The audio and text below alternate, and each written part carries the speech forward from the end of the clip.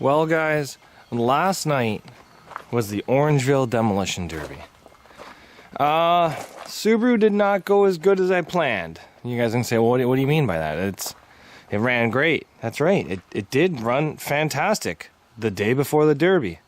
And I have no idea what happened. What do you mean you have no idea what happened? So, I went to the Derby, passed tech, no problems, car ran great, came back to the trailer, everything's running great, drove in the ring, everything was running great, get in the ring, absolutely no power at all.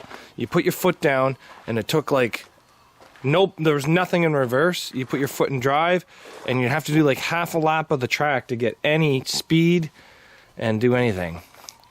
Everybody says these VW bumpers are tough. This one was not. I went motor to motor with a Honda Civic in stock class, and this is what happened to it. So we'll talk about that for a bit, but I don't know what happened with the power situation because there was just none of it. There was absolutely no power.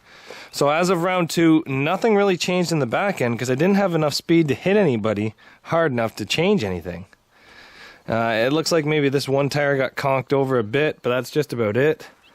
And yeah, nobody got any struts this time, but unfortunately, the front end, the frame went almost a 45 degree on this side, and it went 45 degree on that side. This header got broke off, and it came in and broke the timing belt. There's your timing belt sitting right there. Not doing timing belt activities. So that is what ended up happening, is the bumper came in, or the bumper hit the header and came in and did the damage, but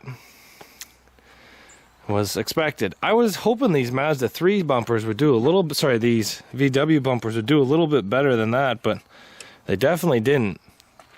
So our plan today is to pull this thing off and get it ready for the scrapyard, pull the tires off, pull the headers off. Not going to take the alternator or anything like that, just going to take our fuel lines, our battery cables, our fuel tanks, all of our tires out of it, and then this thing is pretty much ready for scrap. So it is going to be nice to get this thing gone. It's just a lot more stuff we got to break down and do, but we got to pick up some cars today, so that's probably not going to be on our agenda right away. But this thing here is almost ready. So we're just going to try to stuff a little bit more inside of here, and then this thing's off to scrap as well. So let's do the video of the breakdown of this Subaru and see if we find anything else that kind of went wrong with it. So we're tearing this thing down right now, and what I've noticed is that I put it on this angle to try to get the, the headers off, and there's fluid pouring out of everywhere. The rear axle, power steering, transmission, but what the most interesting part is the front 16 inches of the frame freaking flew off. So let's go take a look at that, because that is not good at all. So as you can see, the bumper is way up here, but the frame is really not that strong on this. This is what took us out. The timing belt broke. It seems to be the issue for every Subaru that we run, is that we take the timing belts out. The reason for that is the motor's so wide, the timing belt is so up front, and it's kind of in the way of everything. So this is the culprit right here that has taken out every Subaru that we've ran. But what really intrigued me is how the frame just ripped apart right here. So unless you put a repair plate there or something on a fresh car to make it so that nothing really bends there, but that's where the frame went on both sides. It's quite crazy how this thing bent. I really wasn't that happy about it in Orangeville. It had no power the entire time. Not really sure what was up with it. It got power if I drove around for a bit, but just never really lived up to what I was hoping it would do. But saying that, it did do really good in Barrie. It had lots of power. The back end is quite strong. Front end, tissue paper.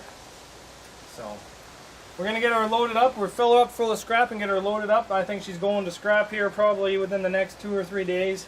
So it's been a good car, but this seems to be the issue for most of these Subarus that we run, is we kill the engine snake. The engine snake seems to take away all of our enjoyment. But it really did scare me that when I picked this thing up, that this half of the frame just kind of flew off. Now, mind you, I wasn't being nice. I was picking it up with the loader, the bumper, kind of twisted right around. But, yeah, the frame should not rip off like that. And, like, it looks like all their welds from the factory are kind of shit, but